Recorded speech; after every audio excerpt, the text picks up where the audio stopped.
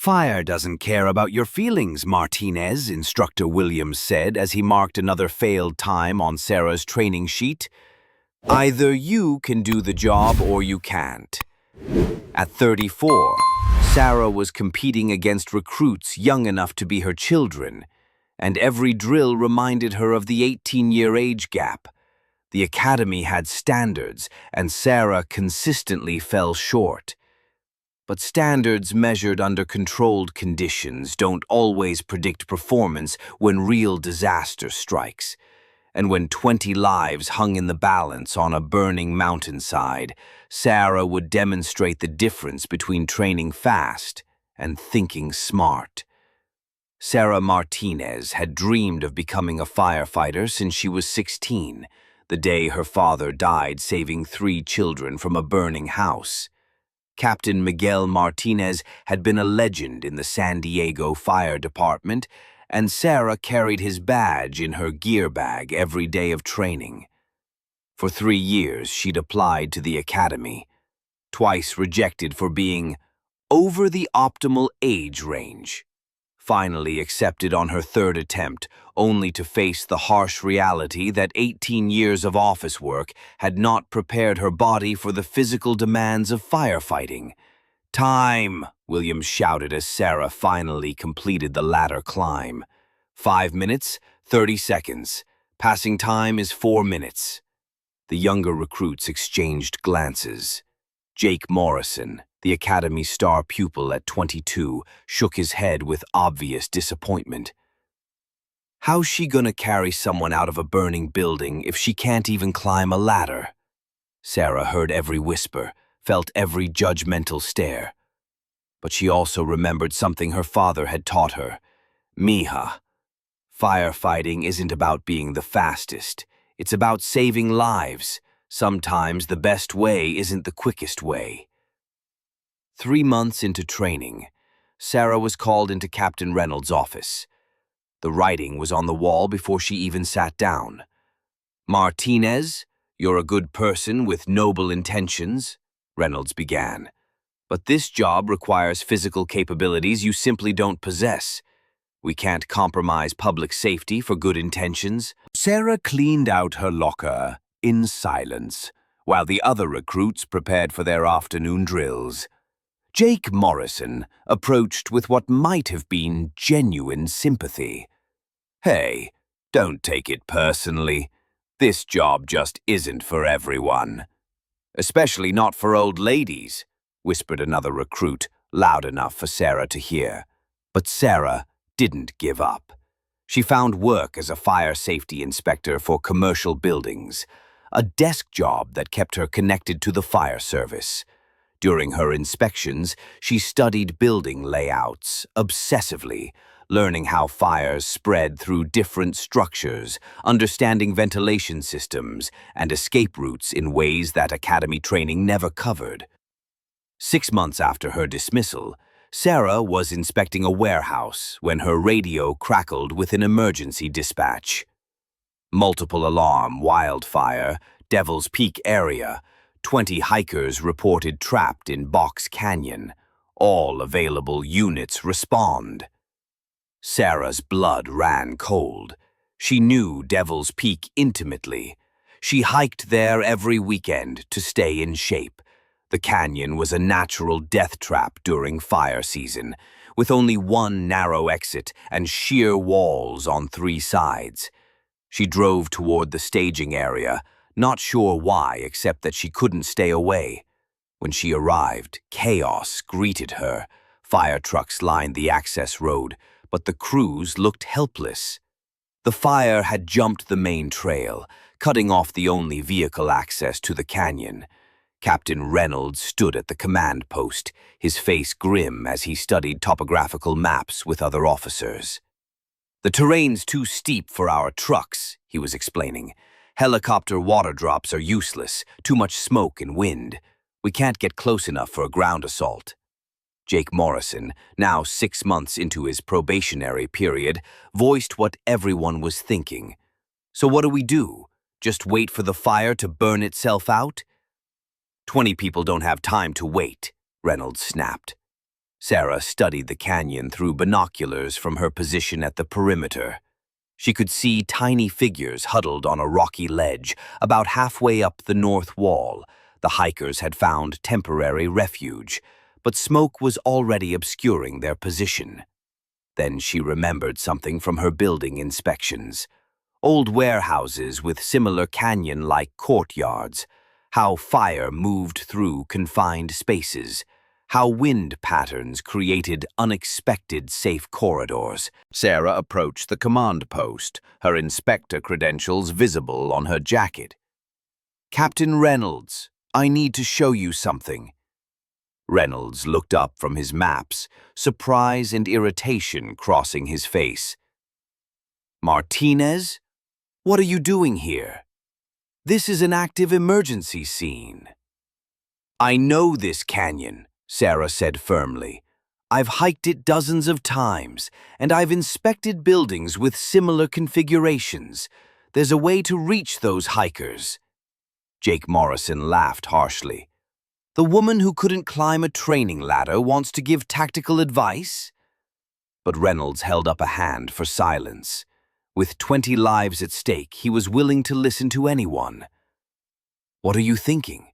Sarah pointed to the topographical map. "Everyone's focused on the main trail because that's how the hikers went in. But there's a service road that maintenance crews use to access the radio towers on the East Ridge. It's narrow and steep, but it connects to an old mining trail that leads down into the canyon from above." "That trail was abandoned decades ago," one of the veteran firefighters protested. "It's probably washed out." "I hiked it 3 weeks ago," Sarah replied. "It's rough, but passable. More importantly, the wind patterns in that area create a natural fire break. The flames are being channeled up the main canyon, but the east approach should still be clear." Reynolds studied the map more carefully. "Even if you're right about the access, it's a 2-mile hike over dangerous terrain carrying full gear. By the time a team reaches the hikers—" "Send me," Sarah said quietly. The command post fell silent except for the crackling of radios and distant roar of the approaching fire.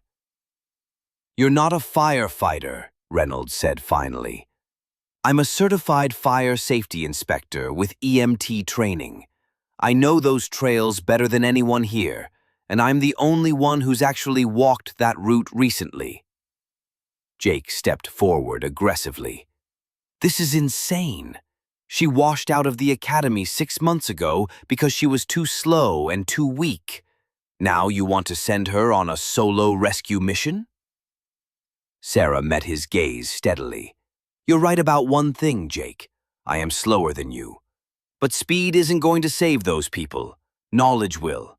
And right now, I'm the only one here who knows how to reach them." Reynolds stared at the map for 30 seconds that felt like hours.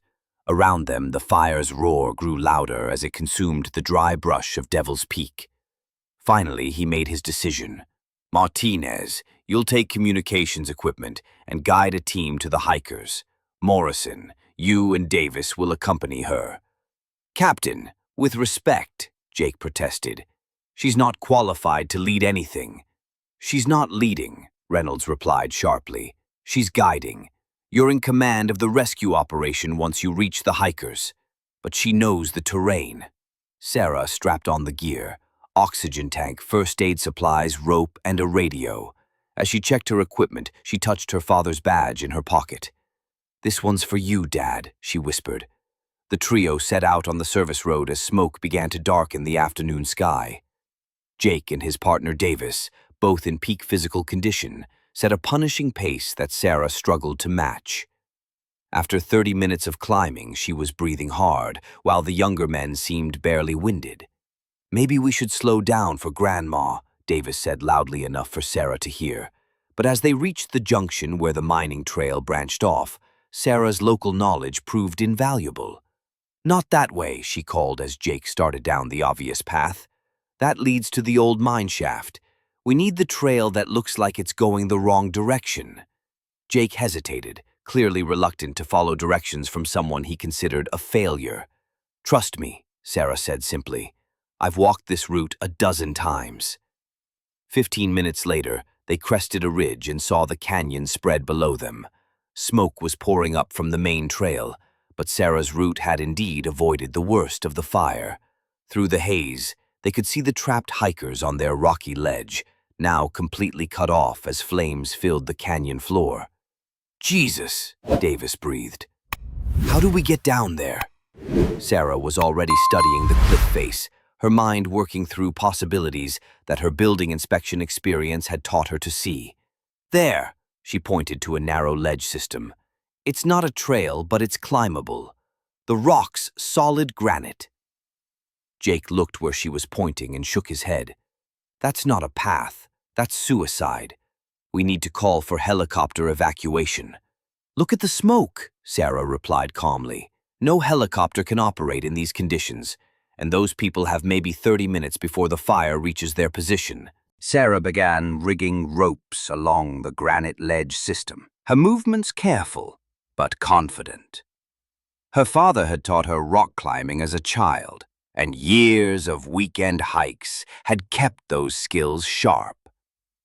"This is insane," Jake muttered, but he followed her lead. Davis brought up the rear, both younger men grudgingly acknowledging that Sarah's route was their only option. The descent took 20 grueling minutes. Sarah went first, testing each handhold and setting anchor points for the others. When they finally reached the stranded hikers, they found a group in various stages of panic and smoke inhalation. "Thank God!" gasped an elderly man who appeared to be suffering from heat exhaustion. "We thought no one could reach us." Sarah immediately began triaging the group while Jake and Davis organized the evacuation. 3 hikers had minor injuries, 2 were showing signs of serious smoke inhalation, and 1 young woman had a broken ankle from a fall during their escape attempt. "We can't get everyone up that cliff face," Davis said grimly. "Not with injuries and the smoke getting thicker." Jake keyed his radio. "Command, we've reached the hikers, but we need an alternative extraction plan. The route we came down isn't viable for evacuation." Reynolds' voice crackled back through static. "Negative on helicopter support. Winds are gusting to 40 knots. You'll have to find another way." Sarah studied their position, her mind racing through possibilities. Then she remembered something from her warehouse inspections. How fire creates its own wind patterns, and how those patterns could sometimes be used advantageously. "There's another way," she said quietly, "but it's going to sound crazy." She pointed across the canyon to where a seasonal waterfall had carved a narrow ravine. "That gully stays wet longer than the surrounding area. The fire will be less intense there, and it leads directly to the old mining road." "That's a quarter-mile across open canyon," Jake protested. "Through active fire." "Not through it," Sarah corrected. "Under it. The thermal column from the main fire is creating an updraft that's pulling the flames upward.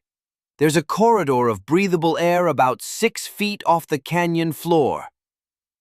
Jake stared at her in disbelief. "How could you possibly know that?"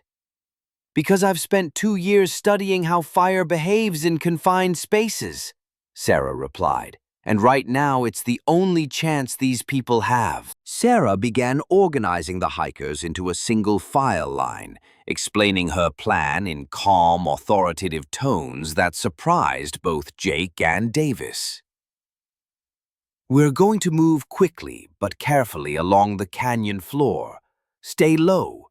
Breathe through these cloth masks and follow my exact path." She distributed wet bandanas from her pack and checked each hiker's readiness. The woman with the broken ankle would need to be carried, and the elderly man was showing concerning signs of heat exhaustion. "This is suicide," Jake said one final time. "Command will never approve this." Sarah keyed her radio. "Command, this is Martinez. We're initiating emergency evacuation via the East Ravine.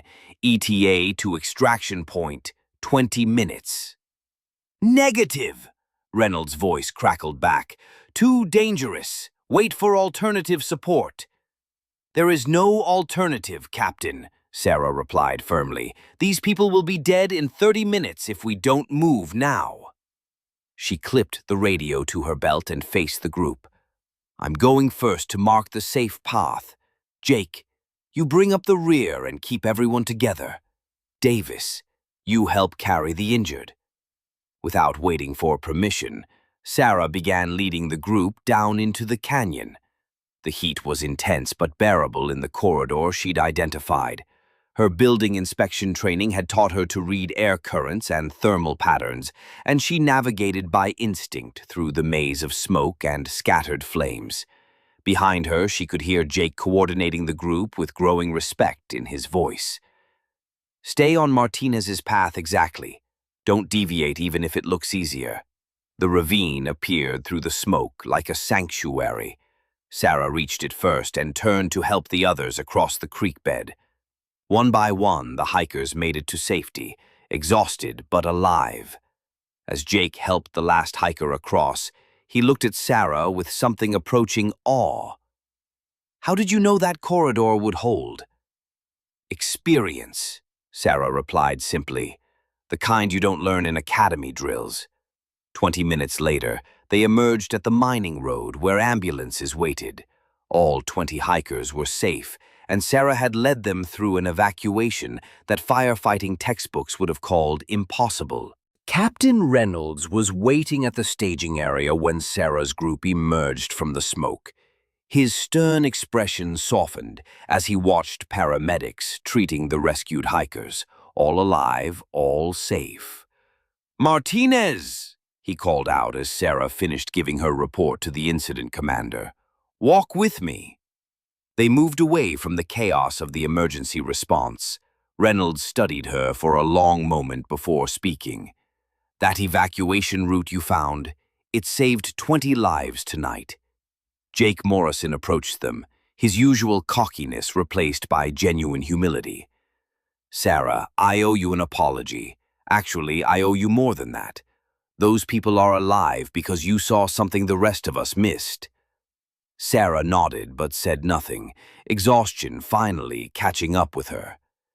"The Academy made a mistake," Reynolds continued. "We measure physical capability, but we don't measure judgment, experience, or the ability to think creatively under pressure.